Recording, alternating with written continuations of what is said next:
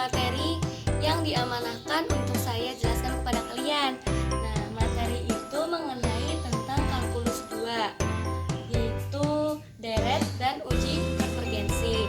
Sebelumnya saya tanya nih ke kalian tahu nggak deret itu apa, uji konvergensi itu apa? Ya, jadi uji konvergensi itu adalah uji kemutlakan dari suatu nilai.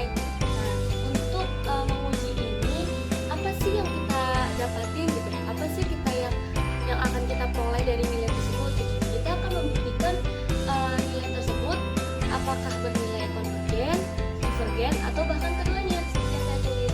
Nah, terus bagaimana sih untuk menguji nilai tersebut? Bagaimana sih kita untuk mengetahui nilai tersebut bersifat konvergen, divergen, atau bahkan keduanya? Nah, pengujian tersebut menggunakan yang dinamakan tes D'Alembert.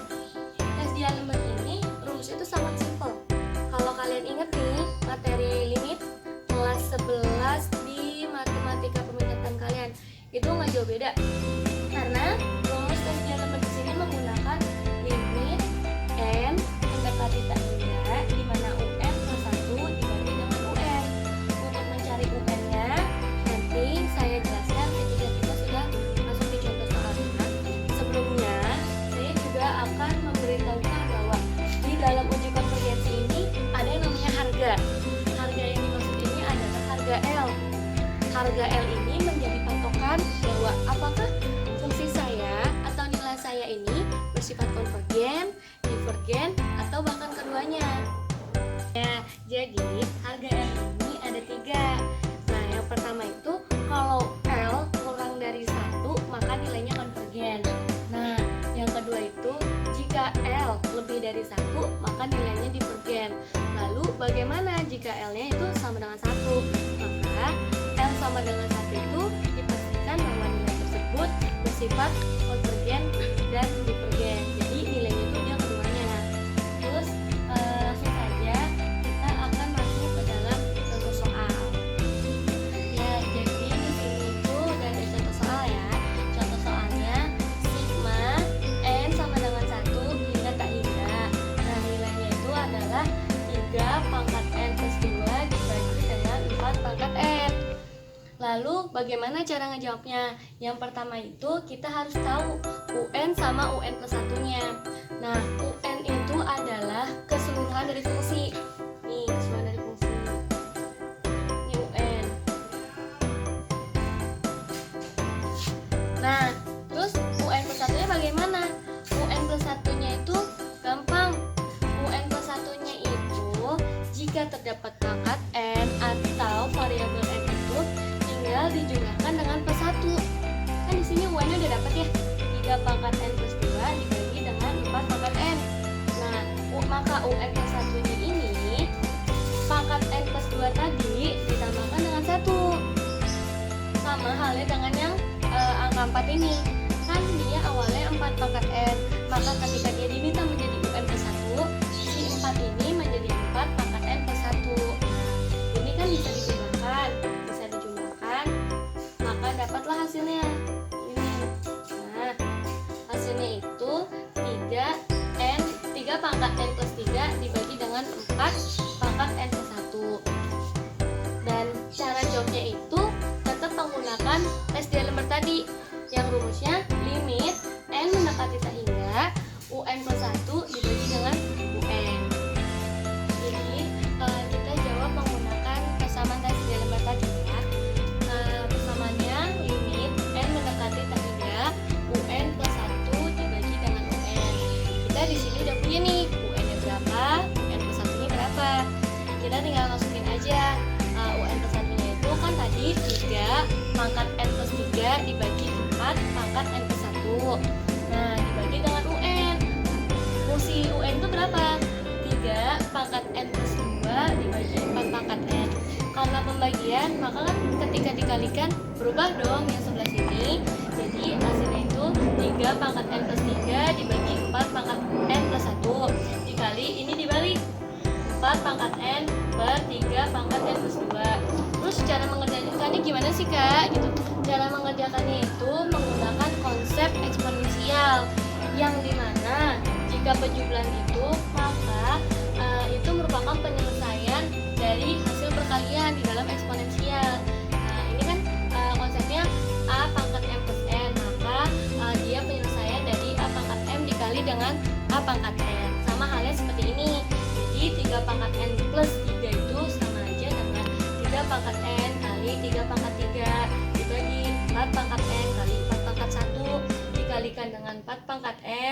dibagi dengan 3 pangkat N kali 3 pangkat 2. Nah, yang sama bisa kita coret seperti 3 pangkat N dan 4 pangkat N. Maka sisa hasilnya itu adalah 3 pangkat 3 dibagi dengan 4 kali 3 pangkat 2, dimana hasilnya adalah 27/36. Dan ketika disederhanakan menghasilkan 3 bagi 4. Sudah didapat ya hasilnya itu 3/4. Nah, nilai desimal dari 3/4 itu adalah 0,75. Dari nilai ini kita bisa lihat nih, L-nya itu masuk ke kurang dari 1, lebih dari 1, atau sama dengan 1. Berhubung nilainya adalah 0,75, bisa kita nyatakan bahwa harga L itu kurang dari 1. Maka kesimpulannya adalah nilai tersebut bersifat konvergen. Dari contoh soal ini, saya harap kalian bisa memahaminya ya. Untuk selanjutnya, kita akan ngebahas mengenai konvergensi Cauchy. Selanjutnya ada konvergensi Cauchy. Nah, konvergensi Cauchy ini juga merupakan penyelesaian dari uji konvergensi. Lalu persamaannya itu bagaimana, Kak? Persamaannya itu simple, cuman sigma N sama dengan 1 hingga tak hingga akar N dari UN, atau jika dikeluarkan akarnya menjadi sigma N sama dengan 1 hingga tak hingga terus UN dipangkatkan 1/N. Ini sama aja ya, persamaan ini dengan persamaan ini itu sama. Terus kita langsung ke contoh soal aja nih, biar kita dapat memahami apa sih maksud dari persamaan ini atau penyelesaian konvergensi Cauchy ini. Di sini saya punya contoh soal lagi. Contoh soalnya itu sigma dari N sama dengan 1 hingga tak hingga, fungsinya adalah 3N per N plus 1 dipangkatkan dengan N.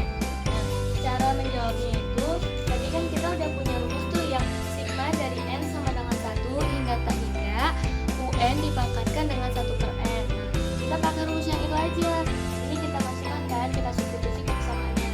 Ya, sigma dari N sama dengan 1 hingga tak hingga, UN-nya itu adalah 3N per N plus 1 dipangkatkan N, dipangkatkan lagi dengan 1/N.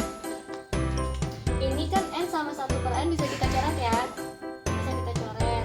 Nah, sehingga hasilnya itu menjadi sigma dari N sama dengan 1 hingga tak hingga 3N per N plus 1.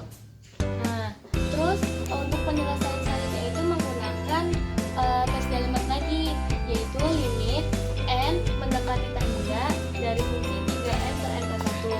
Cuman bedanya di sini kita tidak usah menggunakan lagi UN atau UN plus 1. Kita cukup menggunakan penyelesaian limit yang secara biasa. Nah, kalau udah kayak gini kita cari nih pangkat tertingginya berapa. Karena di sini pangkat tertingginya hanyalah 1, maka kita bagi keseluruhan fungsi ini menggunakan N pangkat 1, sehingga di sini itu 3N per N dibagi N per N plus 1/N. Nah, di sini kan 3N per N itu adalah 3, N per N itu adalah 1, 1/N itu adalah 0. Kenapa 0? Karena dia tidak memiliki variabel N di belakang 1, sehingga hasil akhirnya itu adalah 3 dibagi 1, yaitu sama dengan 3. Nah, kita lihat lagi, 3 ini adalah termasuk harga L itu lebih dari 1. Makanya nilai dari sigma N sama dengan 1 hingga tak hingga 3N per N per 1 pangkat N itu adalah divergen. Karena tadi, karena L-nya itu adalah lebih dari 1. Dapat dipahami?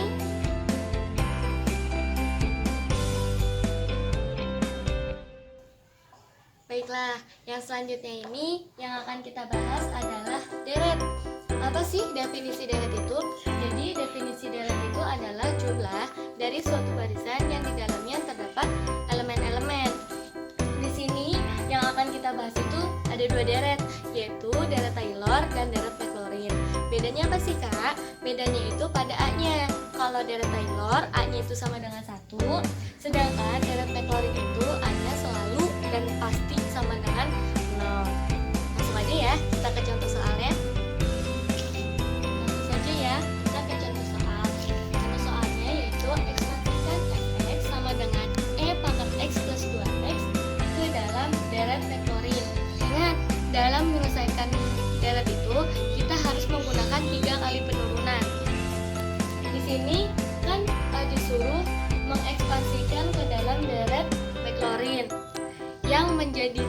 poin dari deret Maclaurin adalah nilai A-nya. Nilai A-nya itu sama dengan 0. Maka di sini saya tulis, ingat bahwa A itu sama dengan X sama dengan 0. Maka kita dapat mencari nilai fx-nya terlebih dahulu. Yang pertama itu kan fx sama dengan E pangkat X plus 2X. Nah, kita substitusikan si X ini dengan 0. Maka F0 sama dengan E pangkat 0 plus 2 dikalikan dengan 0. Maka hasilnya yaitu sama dengan 1. Selanjutnya kita mencari turunan pertamanya. Turunan pertama dari fx.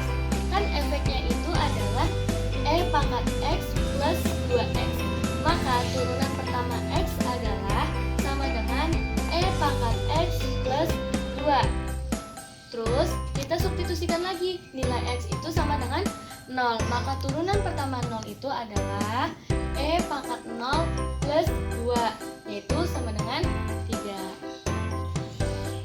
Nah, selanjutnya kita cari turunan keduanya. Tadi kan sudah didapat bahwa turunan pertama dari X itu adalah E pangkat X plus 2. Lalu kita cari turunan keduanya. Turunan kedua dari E pangkat X plus 2 yaitu E pangkat X. Kita substitusikan nilai X itu sama dengan 0. Maka turunan kedua nilai X sama dengan 0 adalah 1. Setelah kita ketemu turunan keduanya, kita cari yang terakhir, yaitu turunan ketiganya. Nah, tadi kan turunan kedua kita dapat yaitu E pangkat X ya. Maka turunan ketiga dari X itu tetap E pangkat X. Ingat turunan dalam eksponensial. Selanjutnya substitusikan kembali nilai X. Maka nilai X-nya itu kan tadi 0. Nah, hasil dari turunan ketiga 0 itu adalah 1. Terus kalau sudah dapat nih dari fx, f aksen x, turunan kedua hingga turunan ketiga, kita substitusikan ke bentuk umumnya. Bentuk umum dari deret Maclaurin adalah fx sama dengan fx plus f aksen x dikali x min a plus f aksen turunan kedua dari x per 2 faktorial dikalikan dengan x min a kuadrat plus turunan ketiga dari x per 3 faktorial dikalikan dengan x min a pangkat 3. Nah, yang ini bisa jadi fx, bisa juga a ya, sama aja. Nah, kita kan tadi udah dapat fx-nya itu adalah 1, terus f aksen x-nya itu 3, terus turunan keduanya itu 1, dan turunan ketiganya itu adalah 1 juga. Maka kita substitusi nih, kan fx-nya tadi 1 plus ini f aksen x dikali x min a. F aksen x-nya itu adalah 3 kan? 3 dikalikan x min 0. Kenapa 0? Karena nilai a tadi adalah 0 plus 1 x min 0 pangkat 2 plus 1 dikalikan x min 0 pangkat 3 plus ini dan seterusnya ya gitu. Terus sama dengan 1 plus 3x plus x kuadrat plus x pangkat 3 hingga seterusnya.